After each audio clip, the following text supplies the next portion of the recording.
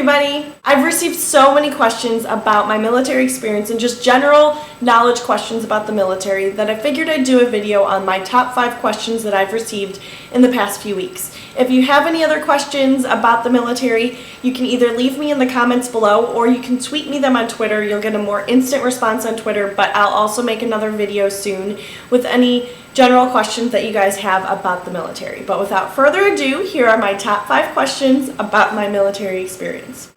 Why did you choose the Army over any other branch? So the reason I chose the Army is because just the flexibility and kind of the options that they were able to offer me.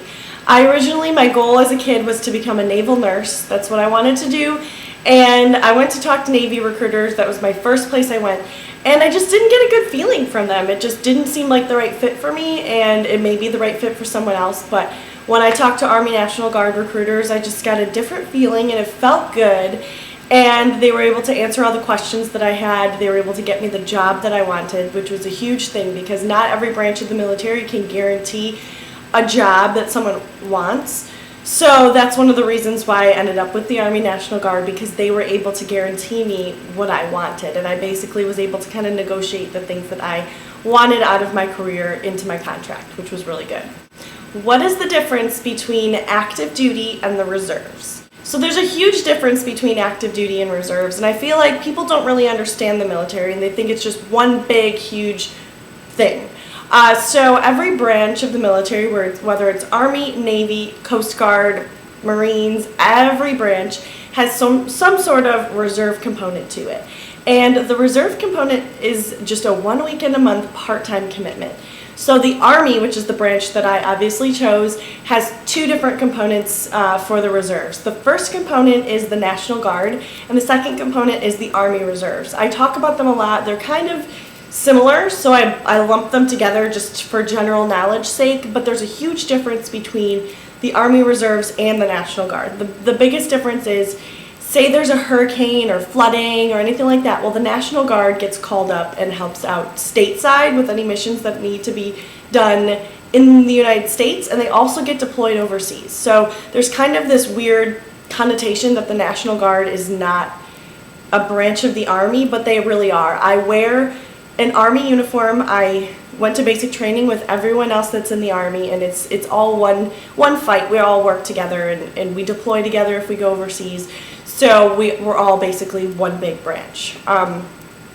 Part-time, you're able to live wherever you want within your state that you enlist in. So you can live anywhere, and you just drill 1 week in a month. So 1 week in a month I'm called up and I do training exercises wherever. It just depends on your state. Normally there's locations pretty close to where you live, which is also helpful. If you're active duty, you can't really control where you're stationed, so you may be stationed somewhere far away from your family, which is cool because you get to have a new adventure and you get to learn a lot and meet people and kind of explore the world and not have to pay for it. But it can also be kind of scary to live away from your family, especially if you're younger. It can be a little bit tricky and a little bit scary. How did you prepare for Army basic training? So I prepared for Army basic training by joining a gym. I started working out like every day because I knew it would be very physical, and I wasn't really used to that. I also just spent a lot of time with my family and friends and kind of said my goodbyes because I knew I wasn't going to be seeing them for like 9 months. Because of my extended training. So basic training's 10 weeks, and then you go on to whatever training you go on to afterwards. So I wanted to spend time with my family and let them know that I was going to miss them and that I love them, and just kind of have some moments to cherish. So I had something to think about when I was in basic training. What is the hardest part of basic training? In my opinion, the hardest part of basic training is being away from your family and friends and knowing that life is going on while you're kind of stuck in one location. The physical aspect of basic training just starts to come naturally after a while. It can be scary, it can be intimidating. You do so many push-ups, you run, you do a lot of physical things, but after a while it just kind of becomes second nature and it's not that big of a deal. But getting letters from home, knowing that people at home may be sick or having problems and things like that can be really tough because you know that you can't really do anything. You can't control that life is going on around you. But If you kind of just use your network, the people around you are your greatest advocates. Everyone that's going through the same experience as you just kind of form a second family and you help to cope with each other. And I made some awesome friends that really helped me get through it, because the social aspect, the mental aspect of basic training is the hardest part. You have to be able to cope with whatever gets thrown your way and just kind of adapt. So being able to adapt will help you get through it. What happens after basic training? So after basic training, you graduate, and then the next day you get shipped out to wherever your job training is for your next step in the training process. So everyone enlists with a job. Mine happens to be a 35 Fox, which you can Google. It's an intelligence analyst. So you get sent to whatever training that you get sent to. Every training has a different length, normally somewhere from 5 weeks to 52 weeks. So you can be gone for an extra year in training. You get paid the entire time, and you learn skills that are necessary in the military.